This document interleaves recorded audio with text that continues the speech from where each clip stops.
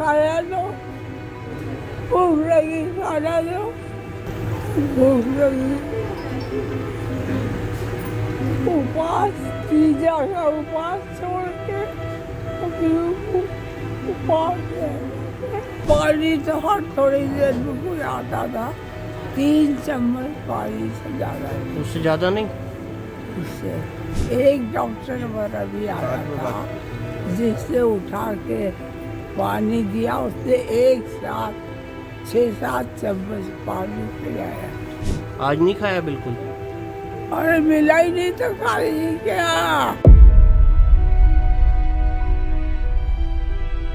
Problem क्या नहीं करेंगे और अस्पताल में नहीं मरेंगे इसकी क्या गारंटी? अरे अस्पताल यहाँ नहीं मरेंगी इसकी क्या गारंटी है? यहाँ तो हम मरने के लिए लाए हैं उसको। आप मरने के लिए लाए हैं? बिल्कुल मरने के लिए लाए हैं। नमस्कार, आप देख रहे हैं IBC 24 महाकौशल। मैं हूं आपके साथ विजेंद्र पांडे। आज मैं आपको एक ऐसी कहानी दिखा रहा हूं जो आपको सोचने को मजबूर कर देगी। इसे देखकर आप भी सोचेंगे कि आखिर जीवन भर इंसानियत की, मानवता की सेवा करने के बाद ऐसा हाल किसी डॉक्टर के साथ कैसे हो सकता है। ये कहानी है जबलपुर की 81 बरस की एक लेडी डॉक्टर हेमलता श्रीवास्तव की।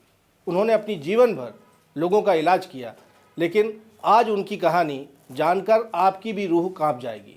ये बात मैं इसलिए कह रहा हूँ क्योंकि डॉक्टर हेमलता श्रीवास्तव को उनके ही घर से रेस्क्यू किया गया है, और रेस्क्यू किया है इंडियन मेडिकल एसोसिएशन की ओर से। और ये खुलासा हुआ कि भीतर घर में उन्हें प्रताड़ित किया जा रहा था।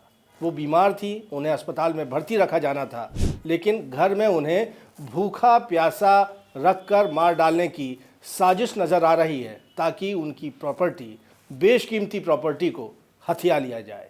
जब डॉक्टर हेमलता श्रीवास्तव को हॉस्पिटलाइज किया गया तो इनके एक बयान से सनसनी फैल गई है। उन्होंने कहा कि उन्हें खाना देना तो दूर की बात है, दिन भर में सिर्फ 3 चम्मच, जी हाँ, दिन भर में सिर्फ 3 चम्मच पानी दिया जाता था और उन्हें भूखा प्यासा रखा जाता था।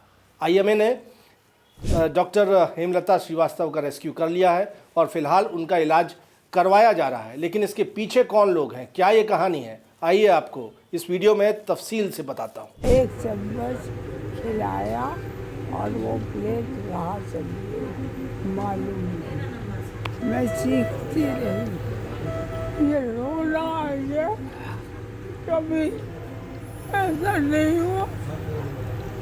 भूख लगी, उपवास पिज्जा का उपवास छोड़ के अभी उपवास है। क्यों चीख रहे थे आप? भूख लगी खाया दो, भूख लगी खाना दो, भूख लगी खाना दो। और पानी? पानी तो हर थोड़ी देर में कोई आता था, 3 चम्मच पानी से ज़्यादा नहीं। उससे ज़्यादा नहीं? उससे एक डॉक्टर मेरा भी आया था, जिससे उठा के पानी दिया, उसने एक साथ 6-7 चम्मच पानी पिलाया। इसका मतलब मैं एक साथ 6-7 चम्मच पानी पी सकती थी, लेकिन 2-3 चम्मच से ज़्यादा नहीं दे रहे थे। लेकिन टाइम ही नहीं लगा था। 2-3 चम्मच और चलिए, खाना?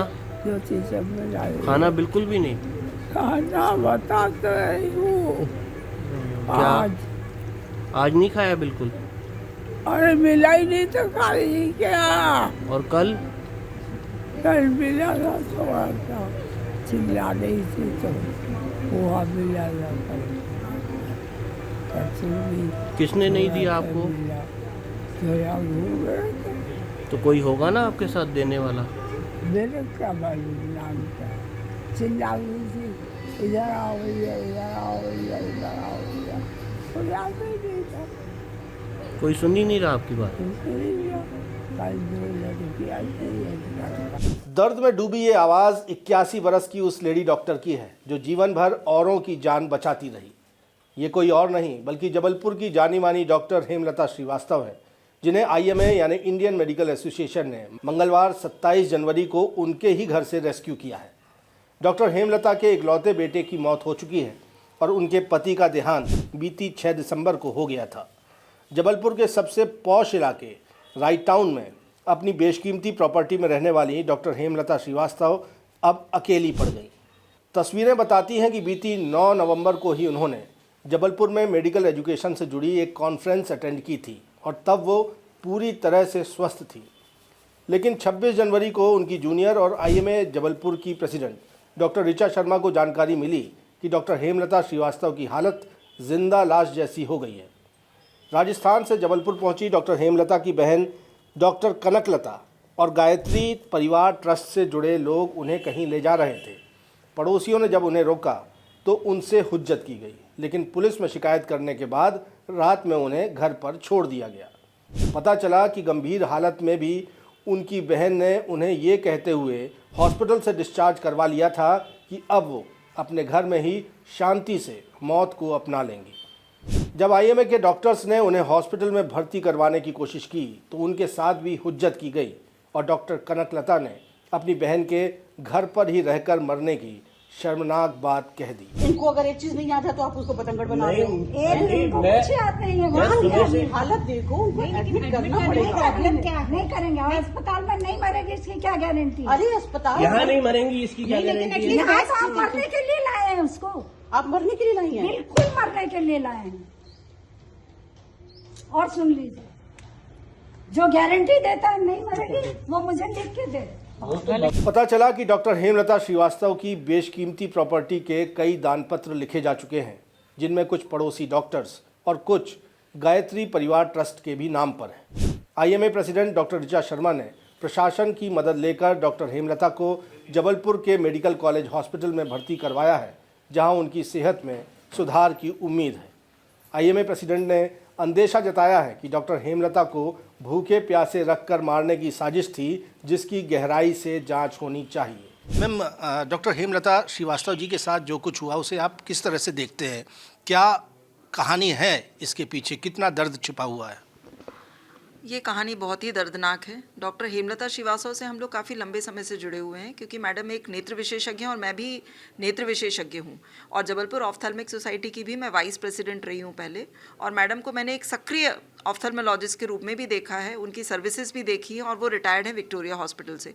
रिटायरमेंट के बाद भी उनकी हमारी सारी जो मेडिकल एजुकेशन CMEs वगैरह होती थी, जो मीटिंग्स होती थी, उसमें मैडम का बहुत एक्टिव पार्टिसिपेशन रहता था। और अभी पिछली लास्ट मीटिंग जो उन्होंने हमारे साथ अटेंड की थी, एक वुमेन ऑफ्थेल्मोलॉजिस्ट का हमारा ग्रुप है, तो उसकी एक मीटिंग थी 9 नवंबर को।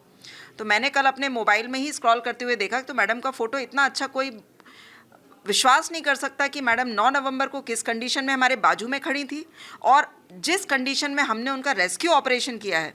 दिनांक 27 जनवरी को हमने रेस्क्यू ऑपरेशन मतलब फिजिकली उनके घर से निकाला है। उसके पहले हमको जब सूचना मिली थी 26 जनवरी को सुबह सारे झंडे के कार्यक्रम के बाद में हमको शाम को ये सूचना मिली कि मैडम को किसी गलत तरीके से गलत जगह पर मतलब ऐसी अवस्था में ले जाया जा रहा है जो कि बिल्कुल ही अनुचित है, क्योंकि उनकी जो अवस्था है, जिन्होंने भी देखा प्रत्यक्षदर्शियों ने, कि ऐसी अवस्था में उनको अस्पताल में होना चाहिए। तो जैसे ही मेरे पास से खबर आई तो मेरे से भरोसा नहीं हुआ, लेकिन बात इतनी गंभीर थी कि हमने बिना एक सेकंड गवाए तुरंत ही हमने कलेक्टर साहब को खबर करी। हमने कहा सर आपकी बहुत मदद की आवश्यकता है, हमारी एक सीनियर डॉक्टर है, उनके साथ ऐसा ऐसा हो गया है। सर ने तुरंत उस बात को गंभीरता से लेकर आगे फॉरवर्ड किया। SP से भी हमारी बात हुई, फिर CSP से बात हुई। उस समय तक उनको किसी जगह पर ले जाया गया था। ये किस जगह ले जाया गया था ये नाम हमने नहीं लिया है, वो इस वीडियो में स्वतः ही लोग कह रहे हैं कि हम इनको फलानी जगह लेकर जा रहे हैं, और वो वाकई में सत्य भी थी जहाँ लेकर गए थे। फिर अथॉरिटीज़ का और लोकल मीडिया का जो प्रभाव पड़ा, जिन्होंने इतना त्वरित कार्रवाई करी कि उनको रात में वापस लाके उनके घर भी छोड़ दिया गया। ये भी हमको मालूम चल गया कि लाकर जहाँ से ले गए थे वापस छोड़ गए हैं। फिर रात में इस तरीके से हम लोग चिंतित थे कि अब उनका रात में कहीं कुछ ऐसी घटना ना घट जाए, और पर हमें ये मालूम चला कि उनके कुछ घर वाले उनके साथ हैं। तो भैया हम ये मान के कि चलो घर के सदस्य हैं, उनकी देखभाल करेंगे। हमने रात निकाली। हम सुबह हम सभी एसोसिएशन के सदस्यों से बात चल रही थी, सुबह करीब 11 बजे हम पहुँचे, मैडम के घर पहुँचे, और हमने वहाँ उनको जिस अवस्था में देखा, और घर वाले, कोई अपने इंसान को बचाने का प्रयास करता है लेकिन घर वालों का टोटली विपरीत रवैया था। वो किसी भी हालत में, मेरे को हमारे मेंबर्स जो मुझसे पहले पहुंचे थे उन्होंने फ़ोन पे बताया कि दीदी आप जल्दी आओ, बहुत ख़राब स्थिति है, ये तो बिल्कुल ही लेके जाने के नहीं दे रहे हैं और मैडम की हालत अच्छी नहीं है।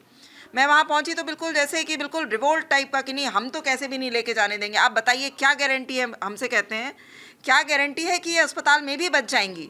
मैंने कहा गारंटी तो उनकी जिम्मेदारी थी कि अपनी बहन को इलाज देती। और हमने आप डॉक्टर कनकलता की बात कर रही हैं, चूंकि बता दें आपको कि चूंकि डॉक्टर हेमलता श्रीवास्तव हैं, उनके पति इस दुनिया में नहीं, उनके बेटे की भी मौत हो गई है। ऐसे में जबलपुर के राइट टाउन इलाके में एक बेशकीमती मकान में, एक प्रॉपर्टी में वो रहती हैं और उस प्रॉपर्टी को हथियाने की साजिश इस पूरे घटनाक्रम के पीछे छिपी नज़र आती है। डॉक्टर हेमलता श्रीवास्तव की सगी बहन कनकलता जी भी यहाँ पर पहुँची और उनकी ओर से हॉस्पिटल में भर्ती करवाने का विरोध किया गया। कुछ समय वो एडमिट थी तो उनको जबरन वहाँ से डिस्चार्ज लिया गया, यही बात है जी।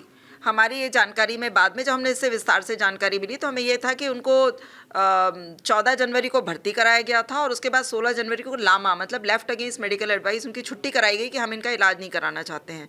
उसके बाद वो किन परिस्थितियों में रही ये हमें मालूम नहीं था। हमने उनको देखा है 27 जनवरी को सुबह, जो कि जैसा बोलना चाहिए जीवित लाश।